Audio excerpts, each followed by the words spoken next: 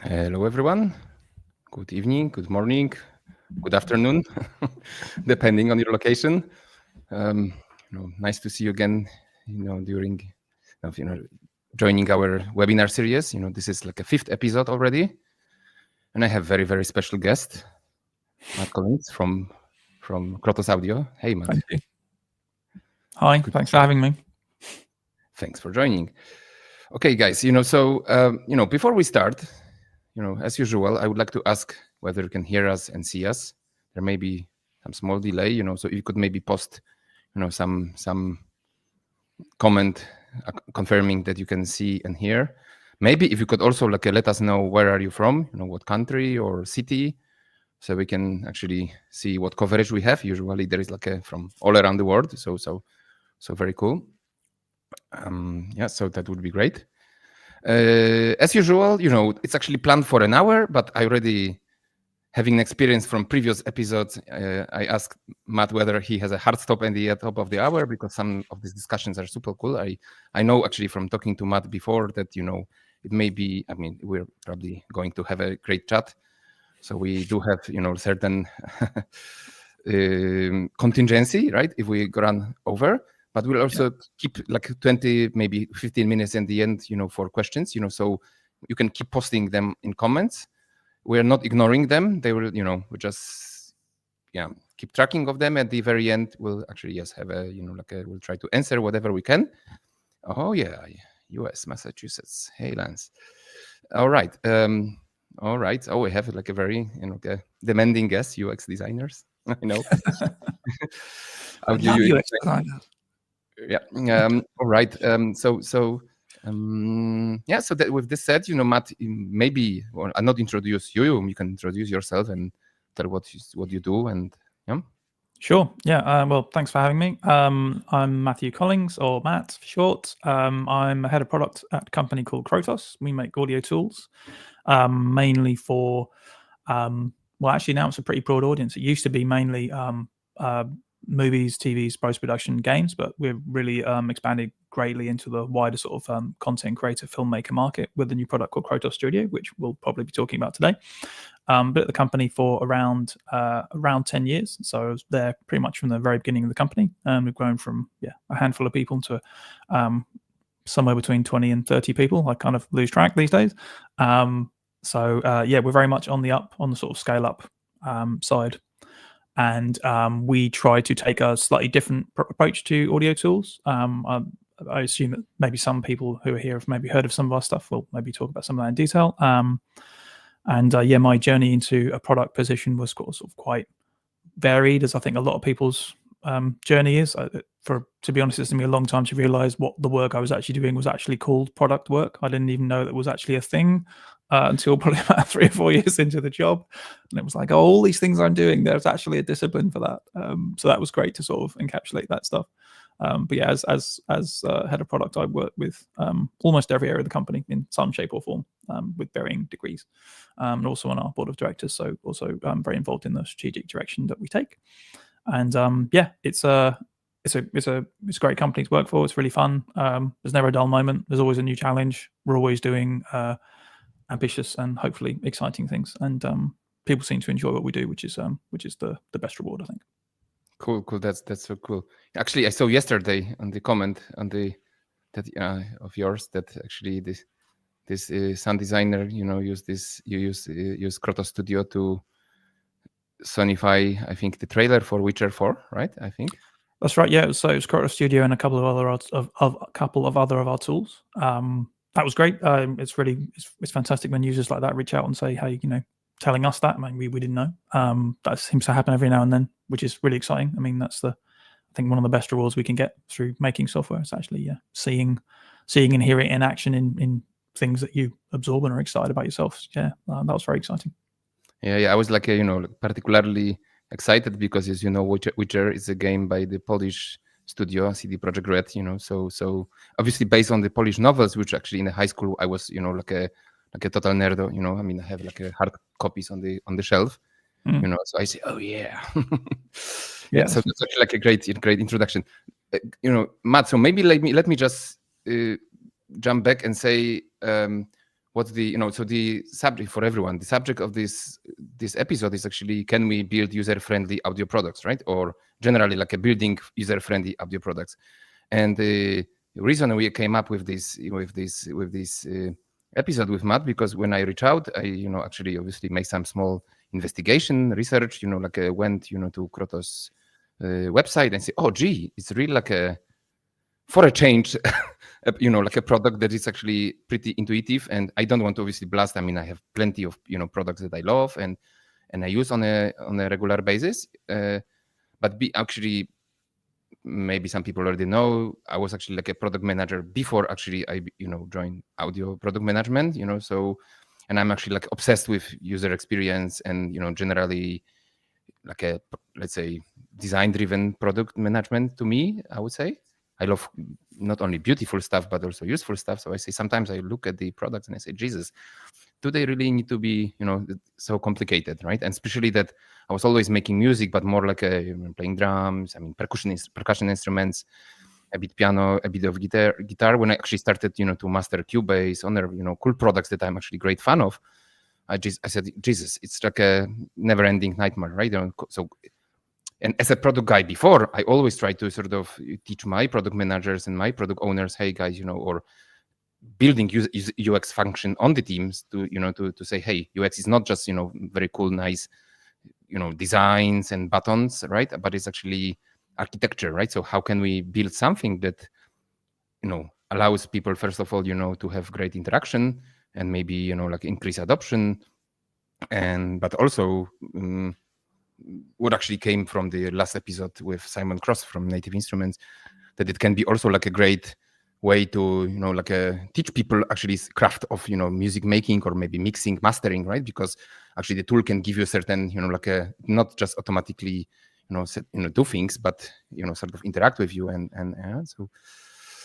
so that's why we had this conversation with Matt and decided, hey, that could be like a great insight. And actually we can maybe pick Matt's brain actually how he does that and how Krotos does that, and generally speaking how audio product manager is different.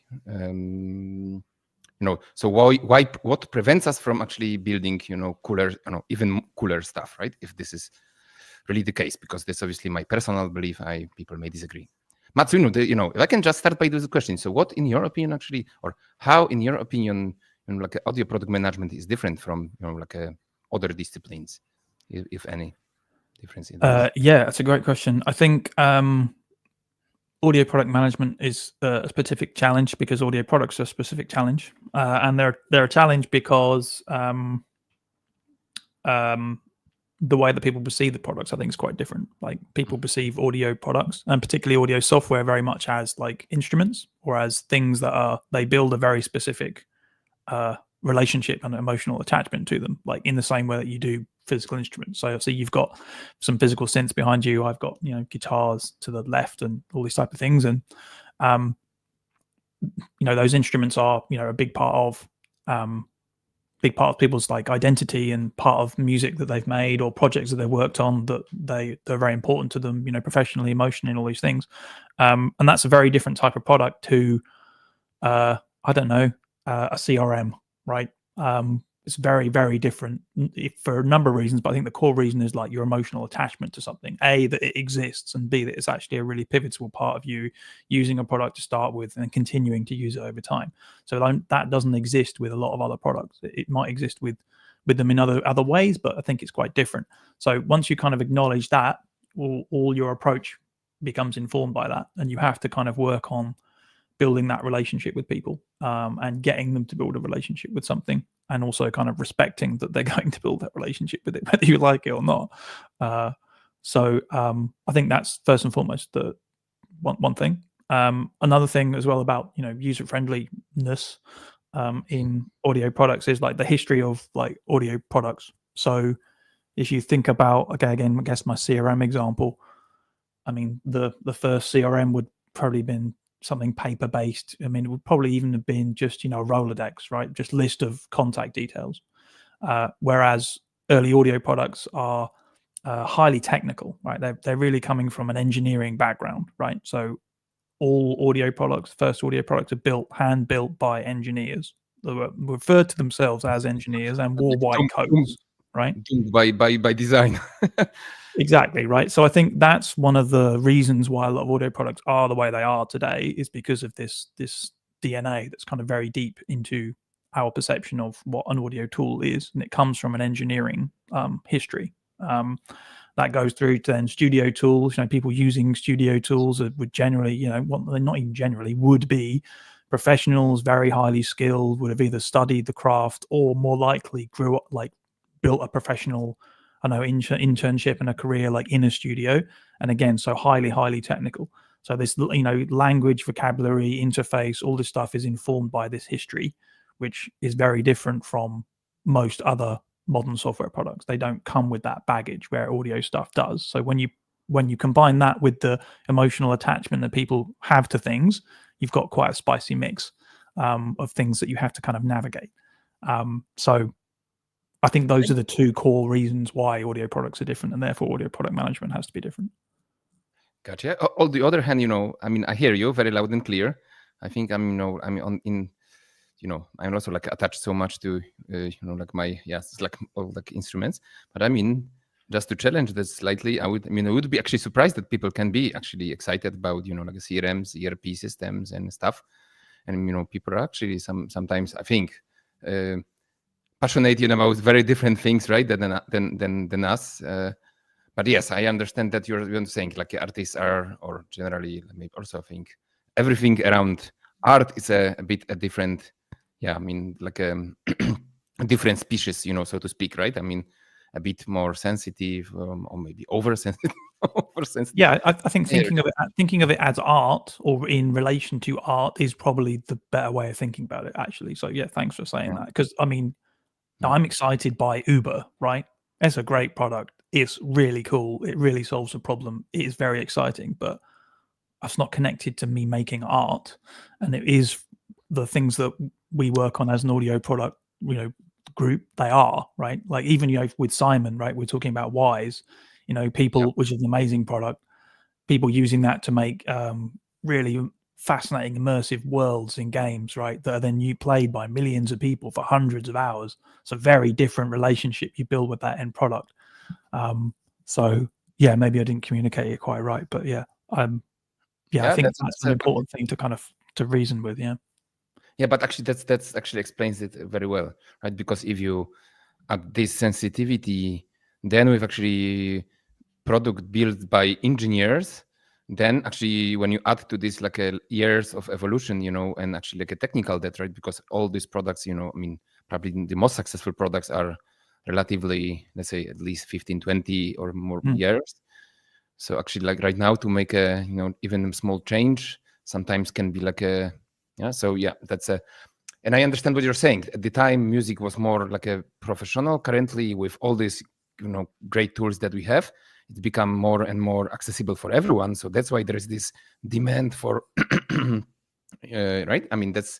That came to my mind after what you said, right? So it's actually people say, hey, we would like to actually, but you see, something came to my mind also before our discussion, right? Because I say, hey, there is actually one thing, obviously, engineering tools built by engineers for engineers, and I saw actually in the very different industries as well. What happens when engineers build products? That sometimes can be.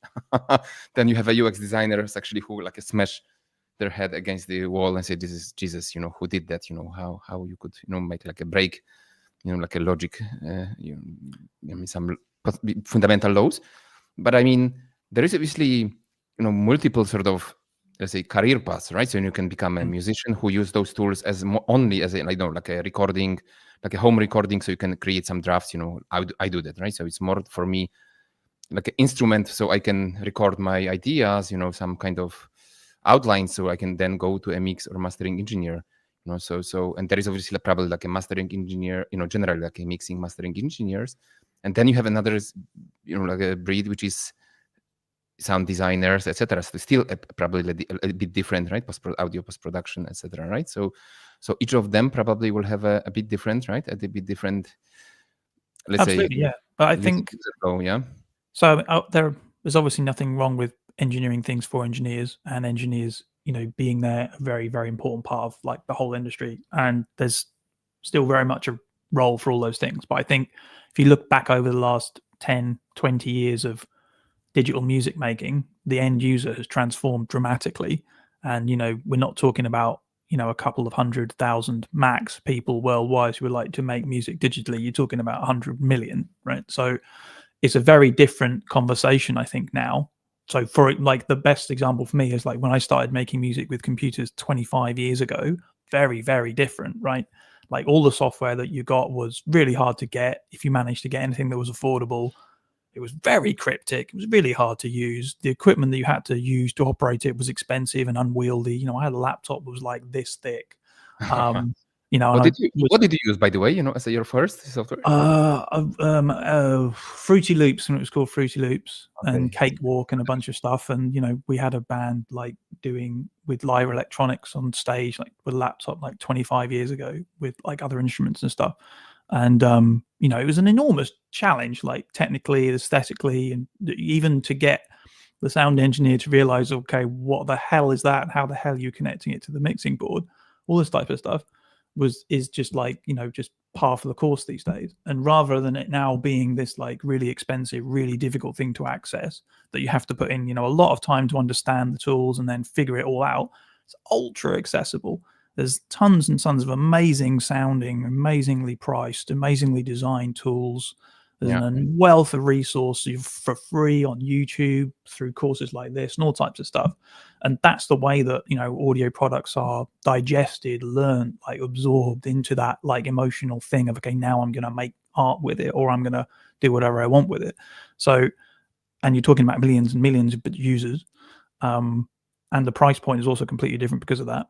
So with all these sort of factors, I think like the way that we approach these things and design them and who they're for is a very, very different conversation now. That's not to say that the highly technical, high engineering focused things don't have a place. They do, but that place is very different to what it used to be. And I think the big opportunity of where this stuff is pivoting to is in that much other bigger, larger direction that has these other requirements that we really need to acknowledge. Yeah, but now you're saying there must be a segmentation, right? So there may be still products designed for engineers more, difficult, and they are, of course, where music, tools for music makers could be a bit. Yeah, that was actually my challenge. It was obviously a number of years. Actually, my first was Fast Tracker. I'm not sure you remember Fast Tracker. Actually, obviously I didn't have a laptop. There was no laptops available, so we just using copies and copying it to the to the PCs of the first PCs with very little RAM, and that was connected to decks, actually vinyl decks and doing some instruments. But then actually I actually jump back on the train and try to learn. I say, Jesus, it's already so hard. I think I mentioned this already on perhaps some of previous episodes, this funny interview with Hans Zimmer, who said, I'm lucky that I started with Cubase at the very early stage, because when it grew, I didn't I grew with it, and I don't have to simply jump right now, which is so overwhelmingly huge, right? So many features. And listen, this is my next question. So I was wondering, it's obviously a challenging challenge question, because I know I know it a little bit from the inside, but you have way a bigger experience, and you can probably as you spoke to way more people than that I did, but sometimes to me, look, those products are actually just growing by adding feature, which is actually to me kind of not the right way to do, right? I mean, making products is always making some strategic decisions, sometimes making some redesigns, etc. And when I actually see evolution of, I don't want to point fingers in specific products, right? But it's okay, people want this, we'll just add a feature factory, you know what I mean? 100%, yeah. And then you have an overwhelm, a huge, product with thousands of features. And I say, does anybody actually analyze if those features are used? Because to me, I would probably bet put money on the table that quite a lot of it is actually unused, or a very little use. I mean, I can speak from personal experience in that we've made many very complex products with a lot of functionality. And I know from a fact, analytically and talking to people, that there's huge proportions of those things that people just never use. or they don't understand them, which is also fine, and that's on us for not making them understandable. But I think this is common. Like, I think like the modern DAW is this monster. Like, I think like the feature factory is a great thing of people are adding more and more things to keep people excited and engaged. And that's not necessarily why people choose to use one thing over the other, in my opinion. So, I mean, I wouldn't want to be the person sitting down making the decisions, to be honest, about what we do next with Pro Tools or Ableton or any of these, or Cubase, with like 20 years plus of technical debt and weight of expectation. No, it's very, very difficult. But I mean, I think FL Studio is a great example of a host that's doing really well at the moment. That seems to be getting really rapid adoption. And the thing that I get from those users and seeing them talk about it is, one of the things they really love about it is the piano roll, right? The piano roll in FL Studio is amazing. It kicks the ass of every other piano roll, right? That's one of the reasons why a lot of producers like to use it. Okay, so in that case, let's orientate the product around that, or a proportion of around it that isn't important to the segment that we're going after, and all this type of stuff. And I expect that's a conversation that's been had there at ImageLine about that type of stuff. I think at times people don't understand, and I've been guilty of this as well many times, of understanding the real thing that people love about your product, which is really crucial. Like, it's probably not the thing that you think it is. And so it may not be the thing that most people tell you about either. Do you do some research? Do you talk like regularly to to users? Yeah, I mean that's critical, and also like having conversations with users is really critical. But if you ask them the question, you say, "What is the thing about this product that you love the most?" They're not going to give you the right answer. Not the right answer. They're not going to give you an honest answer, right? It's one of these things that you have to kind of like. It's the interview equivalent of taking someone to the pub and having a beer with them. That's also a good idea too.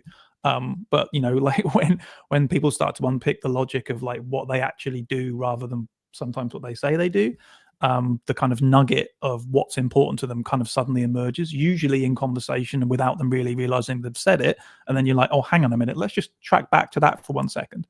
Or, it might be something like, oh, I was using this feature of product X and, all of a sudden I found this thing that I didn't know you could do, and it saved me like a day.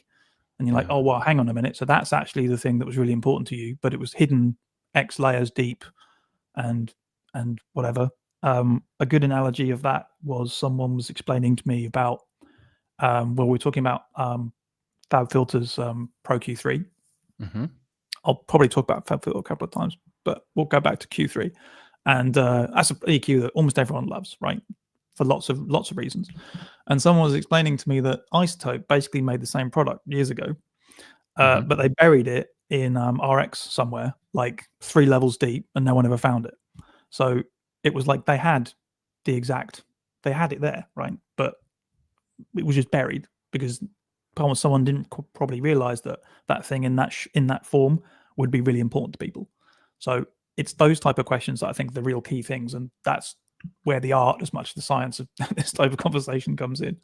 You're touching also another subject, which is, like a portfolio management, so people who have actually multiple products, like a complex portfolio of tools, it can grow complicated, right? And this is, particularly hard, right? So if a company has like a one platform, one tool, it's way easier, right? But, if then you have like a... Absolutely, yeah. That's like a samplers, like a virtual instruments, plugins, stuff like this, then now, well, they each have these complex problems, and you're dealing with another number of exponentially complicated problems, right?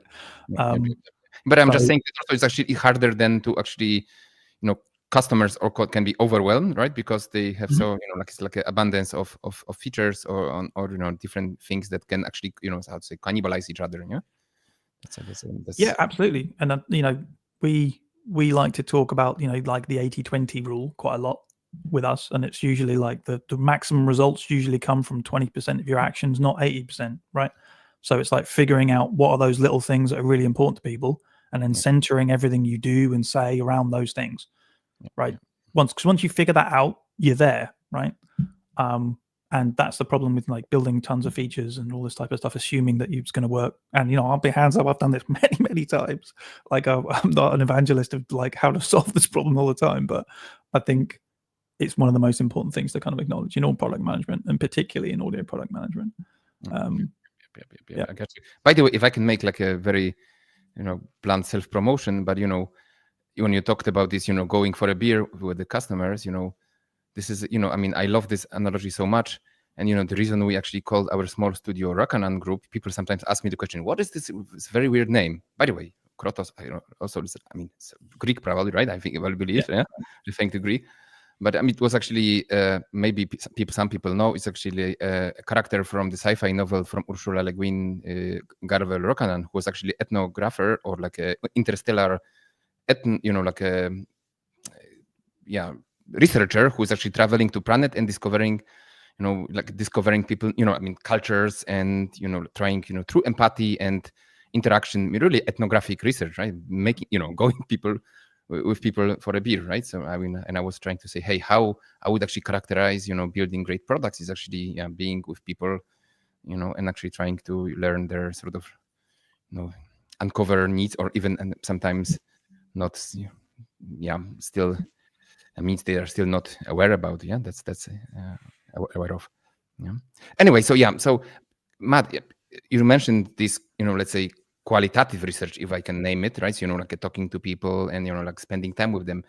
Analytics. Do you use analytics in Krotos? Can you reveal a little bit? What kind of analytics do you use? Yes, so we have product analytics in almost all of our products, to varying degrees. We use them as much as we can. I think they're part of the puzzle. You have to have qualitative and quantitative information. But we're using them more than we've ever used them before, to be honest. And we're using them a lot to, assess the work that we do, particularly feature work, like really carefully looking at the information of it, like has it done what we thought it would be doing? Also using it to identify, what we call, or what I go on about a lot, just like the aha moment we talk about a lot as well, of like trying to zero in on that 10-20% of, okay, what's actually going to convince someone to keep using this product, and what's going to, flip that switch for them, being like, okay, this thing's awesome, it fits my needs, all this type of stuff, and trying to qualitatively measure the effect of certain features on that moment. So let me ask if I understand you correctly. So you're saying mostly usage, so what features are used, or any other metrics as well? Well, it's feature stuff and overall product metrics as well. But what we try to do is connect those to other things. So it's sort of like which feature engagement is a driving force for another thing. And we know that this thing is important to people, or this thing predicts long-term engagement or better retention, all this type of stuff. So it's not only, okay, well, did someone use this thing, but is that a significant moment on their path to doing something else or reaching some other type of conclusion, if you see what I mean. So it's much more like outcome-based than just simply output-based, if you see what I mean. Absolutely. That's like a understood. Listen, I just wonder, because I don't want to. Yeah, I mean, there's probably still enough time for all those. My question was related to UX. So do you have a user experience designer on the team? Yes, we do. Nicholas, who's excellent, and him and I have a very spicy relationship. We like to bicker a lot. I don't see that as a particularly bad thing. He's great at what he does. It's great to have someone full time as well. For many years, we just had someone come in early in the product to essentially, design it, skin it, take a prototype, and put that process through, and then effectively leave. I think it's great to have someone in house. It's also great for engineers to be working with that person as well, not just product people. That's very, very, very good for them. And the other reason why it's great to have someone always around is that as soon as you put an idea into practice, it changes. And as soon as you build something into a product, you thought it was going to work in way X and it doesn't, and then you have to change it because there's things that you can't anticipate. So as soon as you breathe life into something, it changes. So having someone around who can immediately pivot and work with myself and developers to adapt is crucial, because iteration on these ideas to shape them into a good form is critical. So that's really important. And we spend quite a lot. We spend a lot of time on that. I think we would all like to be spending a lot more time on it, but we do what we can. Gotcha. So can you? I mean, I know, but for the listeners, how big is like more or less the Krotos team, so people can actually have certain context, So sure, yeah, I think we're about 25 now. I think most of those people are on the engineering side. We also have a dedicated commercial side, so with marketing, social media, content, etc. We have a couple of sound designers who work very closely with me as well. But in all those people, we have one UX designer. So he's a very busy guy. No, it's actually so cool. I mean, I honestly find it actually great because I not only in audio, I mean, to me, I'm still puzzled that, in 21st century, there are companies who, have to explain what UX, design is. Actually, I found actually very funny joke recently on LinkedIn, and I actually try to encourage my wife, who probably is listening, so she can put it as her heading she's actually like an aspiring designer. And I say, it's a Figma monkey, because, so many companies sort of misunderstand, the idea of, user experience design, and actually like a deliberate, user flow design, and, and actually think that this is just a person who make beautiful, layouts in Figma, right? So, when I say Figma monkey, it automatically reminded me of, like a Fight Club, like a space monkeys ready to dish out that space. That's so amazing, right? That companies still, you have to explain to some executives, company owners, that this is, that this is, like a user adoption, like a like a satisfaction, it's not only pleasing people, it's actually like a lowering the cost of like a cost acquisition of the customers, right? So instead of spending hundreds of hours, trying to explain everything and teach person, like having like an army of people, you have it everything in the product, right? So that's I'm puzzled. I can see some audio companies, they have very little team, or like some like a freelancer or some shared resource, so that's obviously I'm not the person to judge and I say, oh, that's great or not great, but I'm just so great that you have a guy on the team full time. So I think the thing about having a designer around, and we have a creative lead on the commercial side who is also really great to have around for the same thing, is that it's like, even if they're not like working on like a UI or the UX, the flow of something, they're a designer, right? And they bring a design mindset to problems in the same way that product people bring a certain mindset to problems. And making software is basically all about problem solving, and having people who can come at a problem in a different way is really important and bring that design mindset. So I think the best example of designed mindset led product stuff is Apple. Like every Apple product has been very, very, very carefully designed, not only in terms of its interface or its experience, but everything about it. It's very, very carefully designed, right? And that's why one of the reasons why people love Apple products, right? It's why I love Apple products. It's not nothing about those things is a mistake, right? Every single thing has been very consciously chosen, right? And he always explicitly said, start from the experience and move backwards, right? And somebody told something, like I remember this funny interview, somebody who was trying to like nail him with some, you did something to Java, etc. I said, you know what, there is always somebody bragging about some technology, things like this.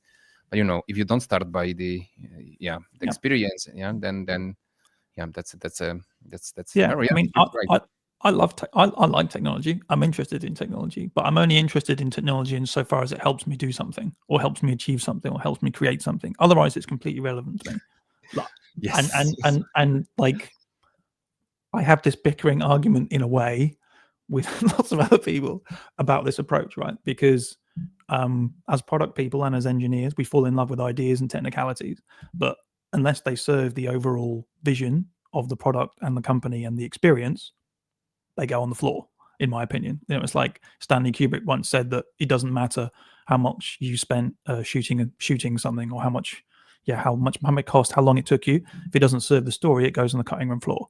I think that's a really good like analogy for all this type of design and product management, in that you do need to be really brutal about, is this thing really helping you, or is it just getting in the way, right? You may have spent 6 months doing it, but if it actually detracts from what you did in the first place, and that's what people love, you probably shouldn't do it. And listen, that's really important. I'm complete with you. I'm just like by education marketing, and always more in the humanities, art and books and stuff, so always people told me about some engineering stuff. I say, hey, what does it do? What can I do with it? Just cut the bullshit. I'm not interested. It's like a secondary thing. Technology is just enabler. I understand. People can have a different opinion. You can be an engineer, and you can do whatever you can actually like reach the sky, and I know people are dreamers, they I mean, respect that, but I'm just like I'm actually cannot listen if somebody just throws at me a lot of like a engineering without actually the context of why it's actually important. Honestly Yeah, can't. and that's not engineer skill set, and that's fine. But I think that's why product people exist. Basically, is to be the bridge between all these disciplines, because designers want to design things, and you give them a problem, they'll design with it till the end of time. If you give them the opportunity, same with the engineering on the other side, they'll keep building it and refining it from a technical perspective as long as you can. But unless you can bridge all those things and make something A, coherent, and B, like powerful and like resonant with people, it's likely to fail. So I think that's where our role here is. It's like it's like the conductor of the orchestra, right? You're effectively nothing without the composer and the musicians, but otherwise you're just a guy waving a stick in the air. But unless that person's there, it's difficult for that orchestra to do something that affects people. Yeah, there are still people who think the conductor is actually some kind of weird unnecessary role. Yeah, that's yeah, that's I mean, to use this analogy. By the way, this term product trio. Yeah, of course. Yeah, product manager. We try to employ that as much as we can. Yeah. So this is so cool, because I mean, I can see that so many organizations still don't actually use the power of this trio, right? And question, that's great. Listen, I want to actually touch. We obviously this conversation are too short, and I'm already like giving heads up to everybody that listened that next year it will actually I think maybe expand the format, because this conversation, having like a 40 minutes conversation, is like when we actually starting to touch, we just scratch the surface, I think, in many areas. So but product-led growth. So we mentioned also in the description of this episode, they were going to touch the subject of product-led growth. And maybe before I ask the question, I wanted also for everybody who listen, to explain a little bit the concept, if I can actually, because I don't know to like read any definitions. But there is and it's very closely related to what we discussed so far, because when we prepared with Matt, we're just discussing, okay, so if you're more like a user-friendly products, very carefully designed on the first experience of a with the product, and all these user flows. So can we actually, because as product people, we are not only asking what to build, but actually how can we make money out of it? Let's be honest, right? It's obviously, yes, the commercial aspect is in here, right? And business is obviously just to at least maybe not to build another corporation, but at least to sustain the business and grow the business. So there is this concept called product-led growth, and actually originated in like a SaaS software companies, right? So subscription-based businesses. Especially you can actually think of Canva or maybe Dropbox, or actually both products I use and love because of actually this let's say carefully prepared growth strategy, where actually instead of having a salesperson or marketing person actively looking for customers when the like a product is ready or some prototype is ready, you're actually using things like obviously free trials, so it exists in audio, right? You can probably, most of the products can be trialed for free, but you have a freemium, right, model, so you can use it for free and only go upgrade to more expensive versions. You have any like a different types of like a let's say like a recommendations and affiliations, like a, so actually product can like a propagate itself, so the definition is actually that the growth of the company by product. So the most important channel of like a funnel in the company is product itself. So sometimes people call like a sell MQL, marketing qualified lead, and in the product companies it's PQL, right? Product led qualified lead, right? So people actually use and they think, oh wow, I love it, I will use it, and it actually start to propagate. Yeah. So we're just discussing with Matt, because obviously there are a number of benefits of using this model, which is obviously like a significantly lowering the cost of acquiring customers, right? So since it's propagating itself, so like outbound marketing is actually added later. So we were actually like thinking a little bit, can this be applied, and how? So Matt, the question to you is, do you think it can be applied, or certain elements of it in audio music business? I think it can, but probably not everywhere, depending on the product, depending on the business model of the product. I mean, we had this discussion earlier before we came online. It was like, well, can you apply it to a perpetual product? And I think we talked about that briefly, and that's definitely something I'll need to go away and think about. But traditionally, I would say you probably not. You would think about it more as a kind of SaaS style strategy. And there are some really good SaaS style audio products in the market that kind of deploy this pretty well. Yeah. I mean, like Splice is a good one. I would say we do this aspects of it well. Another one does it well. I would say Soundly, the sound library software is a good example of it as well. They do this very well. So yes, I think it can many others. I think many others. I think Native Instruments have this Native 360. Yeah, so it's like obviously like a alternative to buying, right? You can, or I think East West Audio as well. Like a virtual instruments. It's just amazing that for such a low fee you have like a more than ever. I got you. Yeah, I think the thing that it focuses on is sort of like what I was talking about with the aha moment as as a kind of concept that's kind of tangentially related to it. So it focuses really about understanding like the value of what your product offers, and sort of navigating people to that point like quickly. And then once they get to that point, you have this idea of being a qualified lead, and that now and only now can marketing go and talk to them and this type of thing. But I think it's like the identification of like the value moment and sort of navigating people to it, and then taking them on another sort of journey after that point is one of the other crucial concepts here, which is something really powerful about product-led growth. So, for example, just like having a page with 1,000 knobs on it is not going to help you understand the value of your product unless they're all like, I would be skeptical if you had a product like that where you could apply this principle to it, right? So it's it regards an understanding of your product and your customer, and then a kind of strategy. You take them sort of through that journey and then kind of beyond it once they've kind of made a kind of conversion decision. I think that's the difference between like a free trial where you might try a plugin or a DAW and then you like it and you buy it. I think that's like in a way the end of your conversation with that customer until you want them to upgrade at some point in the future. Whereas product-led growth is very much an ongoing conversation that you continually have to have with people. So I think that's one of the key differences. But I think it can be done in audio products, but in a very particular way. That's a very good point. So SaaS if I can just like give another analogy, I think that's, to me, I just understood the concept when I actually once had to, many years ago, created like a brochure, and our designer was unavailable, sick, whatever, and I simply signed up to Canva and created like a brochure in 3 minutes without any training, anything, right? And I just you can even send it to the print house, whatever, right? And I'm just like, I was blown away, and I say, Jesus, for the first time I use software that I don't have to like spend and actually just lose my nerve just to get my hands around it and become user ever after, right?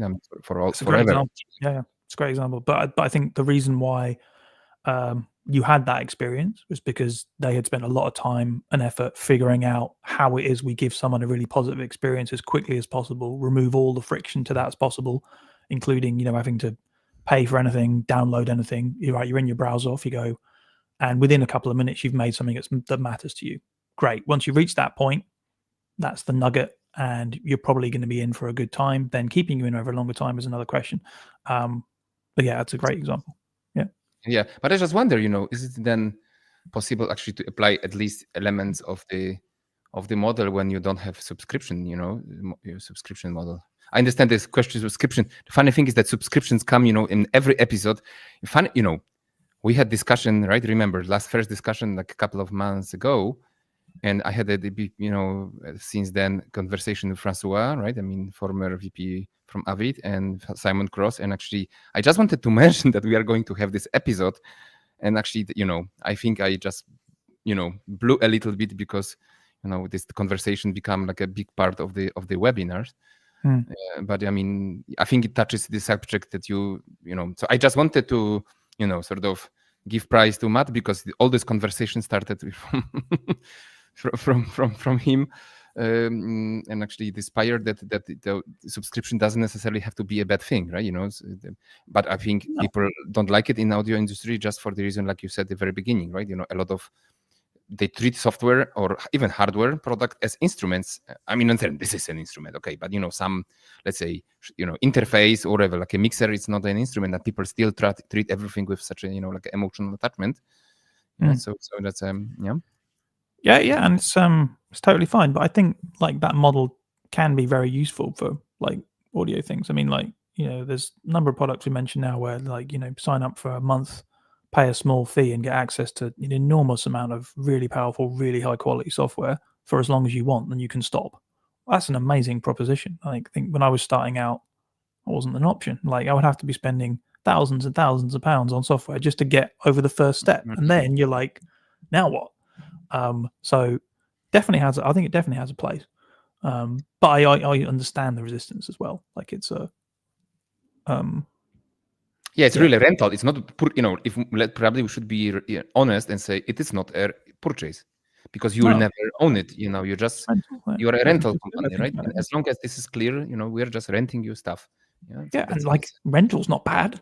A lot of people rent a lot of things in life that have value to them, and they pay for it as long as they want. Then they stop. Unless we go to to some conspiracy theories, that one day we'll actually not own anything, right? Everything will be like owned by big tech, and we simply will be dispossessed, right, from everything. I hope we don't get to that. Sorry? I hope we don't get to that point. Yeah, exactly. Yeah, listen, so do you think we can still apply any other elements, strategies like a PLG strategies, let's say traditional audio business? Yes, but very carefully. Like, for example, if you go on LinkedIn and you read a lot about product-led growth and people talking about, B2B and B2B, B2C SaaS businesses, most of it is not directly applicable to audio, or you have to reform it and see whether it'll work. But in my experience, a lot of it doesn't, because there are all these other factors that I think apply. So I think it's more about reshaping some of these principles into the environment that we find ourselves and the customer base that we work with, because I think it is different, and that's okay. So I think it's more a set of guiding principles that you can adapt and kind of experiment with as well. That's another thing that we try and do a lot of. Like, we really try to shift our mindset to trying and, instead of literally, burying our heads in the sand and, doing something that we thought was awesome for 2 years and throwing out the door and crossing our fingers, do things in little tiny steps constantly, and just seeing what the response is, seeing what works and what doesn't. And any specific ideas, for example, I have in mind, for example, this recommendation, it's probably like everywhere, but how can we make like a product propagate on its own, right? That's, I think, one of the questions we could ask. Or can we really I know that generally this kind of principle is that you can add plugins and add buy some additional plugins, so you have like a stock plugins, for example, in DAW. But I'm just wonder if this is not like a too far-fetched. I'm not trying to take different traditional models and call them PLG. That's my question. And one more thing, I mean, we discussed this, remember, right, before we started, that typical PLG, it's more about it's not only how you can propagate the product to different customers, but also how in large B2B organizations you can let's say start small and actually propagate inside. And I think the difference here in audio is that a lot of our customers are actually either individuals, artists, or very small businesses, right? I mean, smallest house, like a studio, probably like the largest studio, how many employees it can have, right? So you sell, one product, you probably you cannot, like, what I'm trying to say, go deeper and actually sell on anybody inside this organization, right? So I think this is one of the very big fundamental, like differences, right? So like our customer base, it's more like a spread, like a lot of small, maybe with exception of like some huge, maybe movie, studios, right? I mean, big labels. We deal also with big companies who do have a lot of seats, but I think particularly with music and then the sort of larger content creator market that we're sort of dipping our toes into now, it's much more like atomized like that. But I mean, the most powerful weapon you have in all definitely in audio products, it's just word of mouth and like all this stuff, right? I mean, if I think about every tool or every plugin I ever heard of, it's probably because someone told me about it, not because necessarily because I read about it somewhere. That's still a very, very powerful thing, and like leveraging community and using that as a very powerful thing to drive your product forward. I mean, Simon's done an amazing job with that at Audio Kinetic. That was also something that they really prioritized, and you can see the benefits of that. They've always committed a huge amount of time and effort into, building community, always being there, always talking, demonstrating their product, not necessarily trying to sell it either.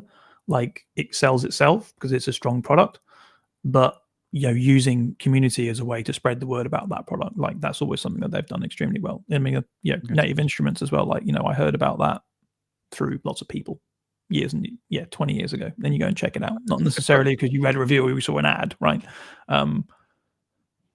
But actually, Native, actually, I don't think they do, like this type of community, like, certificate, like Ableton, for example, like a certifications program. I mean, Simon mentioned this. I mean, straightforward, right? But of course, the products, themselves, they're just so crazy good. I mean, this integration between hardware, software is really like I love it. I mean, just it's crazy. If I can, I know I'm just starting to rush, but I know we can actually prolong a little bit. So guys, hopefully you can stay with us, a few more minutes.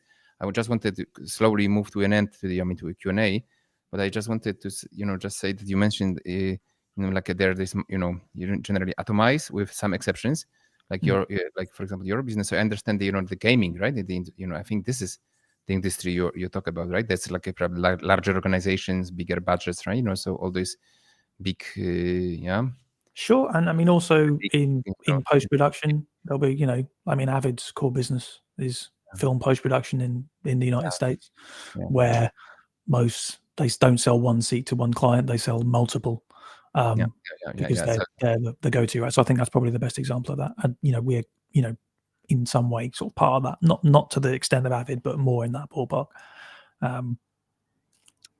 So this is where PRG could be, that could be like a great strategy, like a dealing with, like a paying attention, to this adoption and, like a first experience and stuff like this.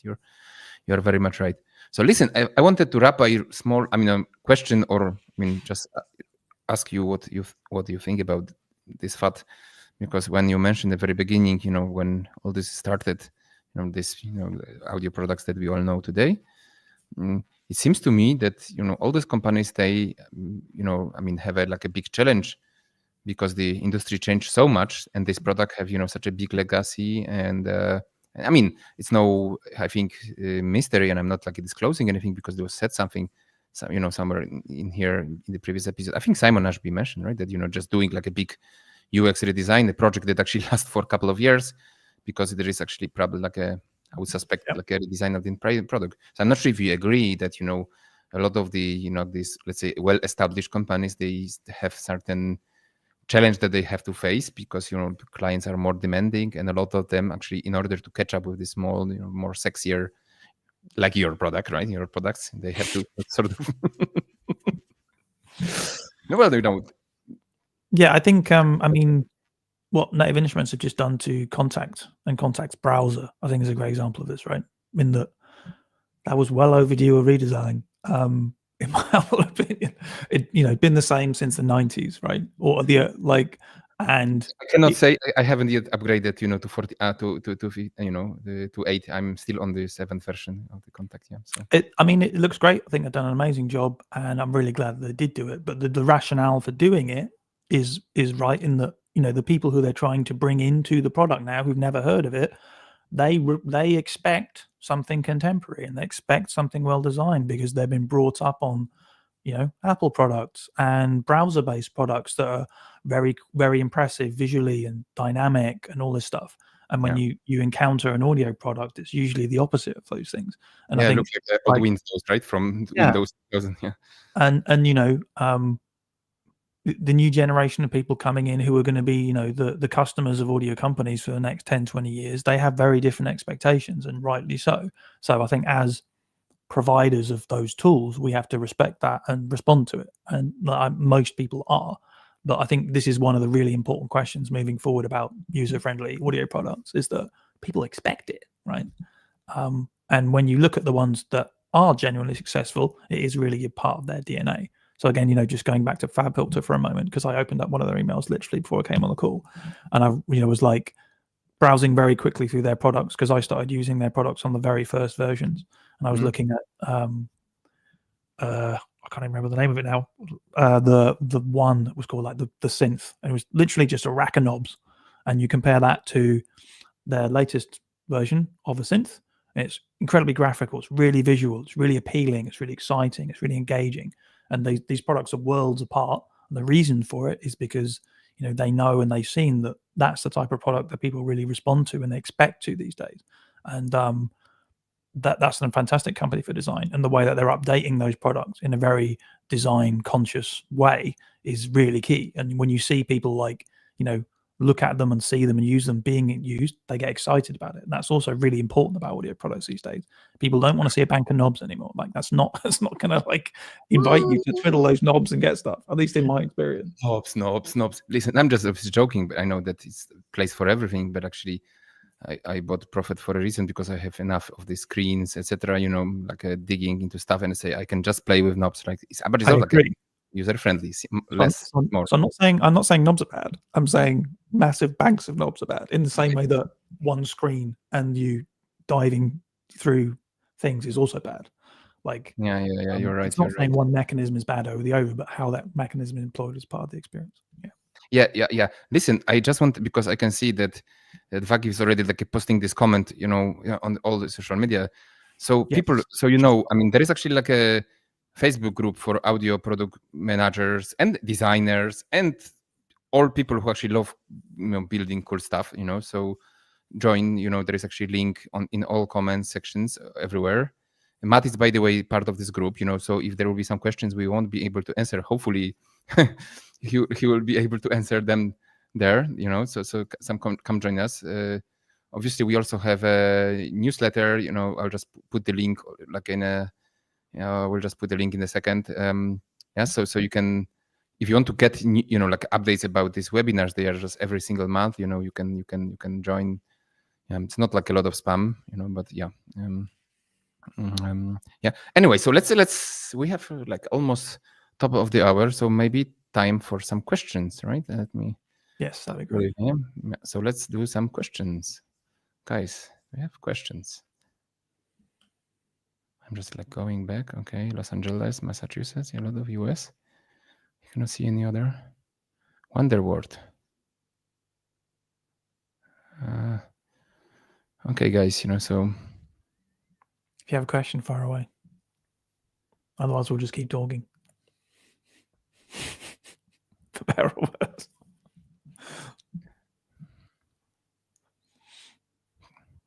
Don't be shy. I'm just like going back. Oh, Copenhagen. Okay, Denmark as well. I can see spicy mix indeed. Okay. I can guess who that is.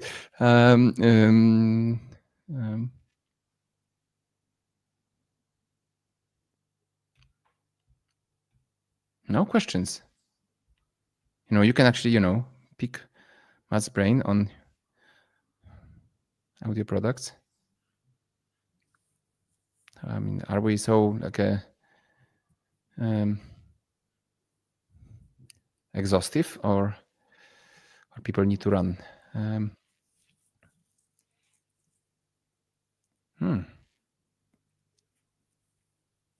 Well, maybe I can ask a question, see if anyone has an answer. But so since the title of the discussion was going to be about user-friendly audio products, like what is it that is important to you about an audio product? It's a very good one. I have one question that got before the webinar. Just wanted to wait until. So let's, guys, you can write in the comments. Actually, whatever you are, it will still, will be displayed for us in the studio. And I was actually questioning, would you because somebody actually wrote before the webinar, about what are the cool stuff that Krotos is working on currently. Lots of cool stuff. The coolest thing, we made a release few days ago with some of our new AI-driven features. One of which is an image to preset system, so you can import an image just from your local disk, and it will then build you a preset from it with our ambience generator technology. Which is a really cool way of, if you're working on a scene and you need a background ambience, instead of either building one from scratch or even looking through presets we have in Krotos Studio, you can just take a screenshot of it, throw it into the system, and it'll build one for you, which is really cool. The nice thing about that feature and the approach that we've got with AI is that that's not the end of that process. It doesn't give you a fixed file. That's then a preset that you can customize, reshape, adjust, remix, get as much or a little as you want from it, which I think is really exciting about that approach and that feature. So it's using AI as just a past stepping stone to get a meaningful result that's important to you, rather than us just printing out tons of files and asking you for you to listen to them and just choose one. So that's one thing that we've got coming out. Otherwise, lots of new things coming to Krotos Studio early next year. I can't say what they are, but they're very exciting and they're very cool. And I think no one's really done those things before in that way. So I'm excited about that. Nice. So you said it was just like a release a couple of days ago, right? Yes. Yeah. So we did a bunch of stuff about onboarding and about getting content faster, which we kind of identified as a really key thing in the product. So that's part of our product-led growth style approach. And some AI features, and a bunch of just quality of life features and some onboarding stuff. So we found that people were struggling to actually get started with the product at times. So we spent a lot of time refactoring that element because we want you to have a good experience as quickly as possible. So there's a question we've got up here. Yep. No, it's like those you ask the answers actually to your question. So what is important, being able to get started working without needing a 10-page manual. Oh yeah. So something I found is that people don't really read the manual for our products anymore. That's what I wanted to ask you. Is there anybody using manuals? I haven't read, I don't remember using any manual of any. Okay, I came back twice into the manual of this beast in here, but other than that, I don't. I mean, it's like so old-fashioned. Yeah. Well, I think the key thing about this response is the first part of the question, which is being able to get started working with it, because I think if you hit a wall immediately, you're going to stop, right? You're going to churn. You're going to stop using this thing. So it's all about that initial experience, right? And that's something we've talked about quite a lot today, is making sure that people get a really positive experience from your product, no matter what that is. Something that's going to really excite them, engage them as quickly as possible, without having to read a manual, without having to go and look on YouTube to figure out how it works. All this stuff. I think that's absolutely critical. Yeah, true. Oh, I think we have one more, and guys, remember that you can subscribe to the news. I mean, by the way, at the end, I'm going to show like a very briefly, like a summary of what we achieved this year with the webinars, and I just wanted to thank you, so because there were so many great events, and we have more than 1,000 people joining those webinars over like last 4 months. But let's read what we still have. Usability, accessibility to meet the audio mark. To answer is the seminar question is yes. I think maybe the title for the seminar was maybe not the best one. And it was like, so can we? And the answer is yes. Yes, we can. The good news is that I think there are already some great examples of it. I think another one to phrase it would be, should we? And again, is yes. But I think if we rephrase it again and said, are we building user-friendly products? I would say maybe. I think that's something that we could do a lot better. I would be actually bolder and say, honestly, I would be. And once again, I don't want to, look, for this to look like a, to look this like a flattering. But I would say that, like I mentioned, I look at the Krotos Studio. To me, it was like a immediate thought, and I would actually say, yes, we can. But it's easier for like a younger companies who doesn't have this long story, and they can actually apply these rules. Yes, we are smarter today, right? We can have like a product management courses, of course, not by my team. No, just like kidding. But just by our community, right? We actually the knowledge actually is like everywhere. So we don't have this baggage. We don't have this, long debt that, some established company have, so yes, we can, yes, we should. It's easier for younger companies, smaller companies, startups and scale-ups than for, big established companies, right? Who have obviously the big debt.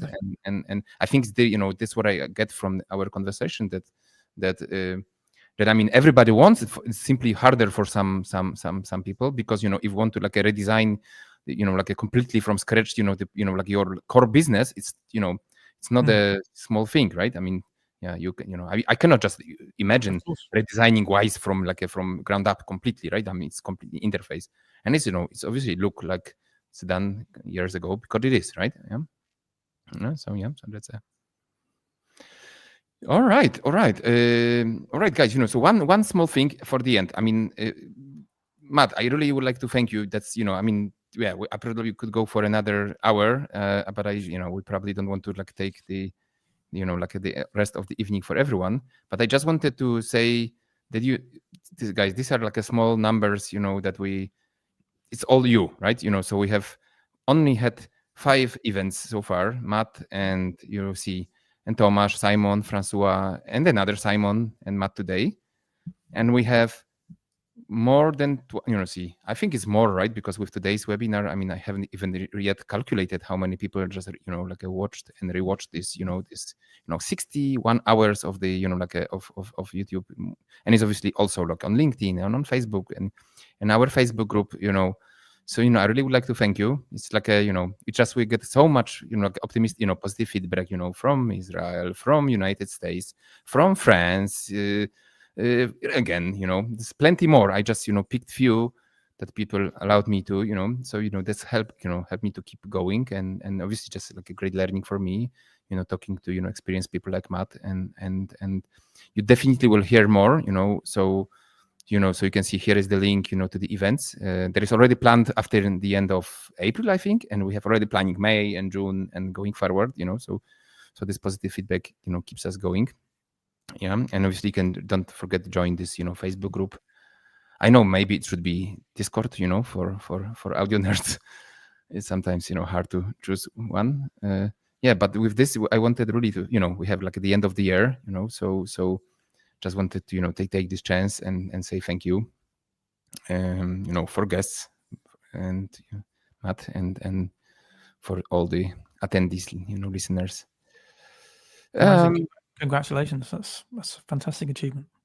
Yeah, it's so fun. I really like when the winners are coming. For 2 days before, I already get so excited. It's it's really a great pleasure, and so much learning and so much things we're so passionate about. It's just so cool to talk about stuff we all love. All right, guys. So if we have no more questions, thank you so much. And yeah, I'm just looking. There is no more questions. All right. So thank you so much, and wish you happy New Year, and great everything, all the best. Great product successes next year. Yeah. Absolutely. Yeah. Thank you all for coming.